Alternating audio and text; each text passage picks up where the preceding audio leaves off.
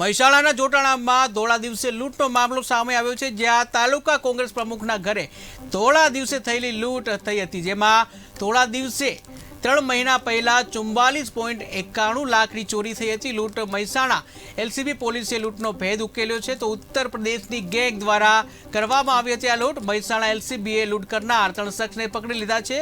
4 વર્ષથી કરી રહ્યા હતા લૂંટનો પ્રયાસ, તો લૂંટ કરનાર જે ટોળકીને એક પણ સાબિતી નહોતી છોડી, તો એલસીબીએ મોબાઈલ લોકેશનને આધારે ગુનાનો ભેદ ઉકેલ્યો છે. જિલ્લાના જોટાણા ખાતે આજથી 3 માસ પહેલાં એક ચકચારી લૂંટનો બનાવ બનેલ.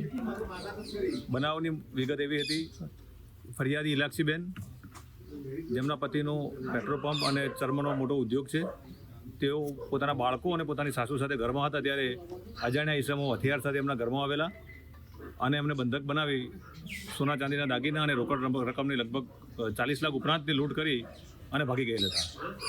આ ગંભીર બનાવની ડિટેક્શન કરવા માટે રેન્જ આઈજીપી સાહેબ અને એસપી સાહેબની સતત સૂચનાથી મહેસાણા જિલ્લા એલસીબી છેલ્લા 3 મહિનાથી અવિરતપણે થાક્યા વગર સતત આની પાછળ પ્રયાસ કરી રહેલ હતી અને આજે આ ગુનોનો ભેદ ઉકેલવામાં મહેસાણા એલસીબીને સફળતા મળેલ છે. સૌથી પહેલાં મહેસાણા એલસીબીને ખૂબ ખૂબ અભિનંદન.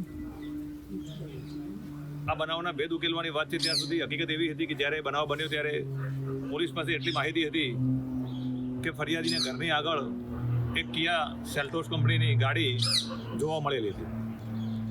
એક આટલી લીડના ઉપરથી પોલીસે લગભગ 500 થી 700 જગ્યાના સીસીટીવી કેમેરા, અગણિત હ્યુમન સોર્સિસનો ઉપયોગ, અગણિત ટેકનિકલ ડાટાનું એનાલિસિસ અને સતત 3 મહિનાની મહેનતના અંતે પોલીસને આ ગુનો ડિટેક્ટ કરો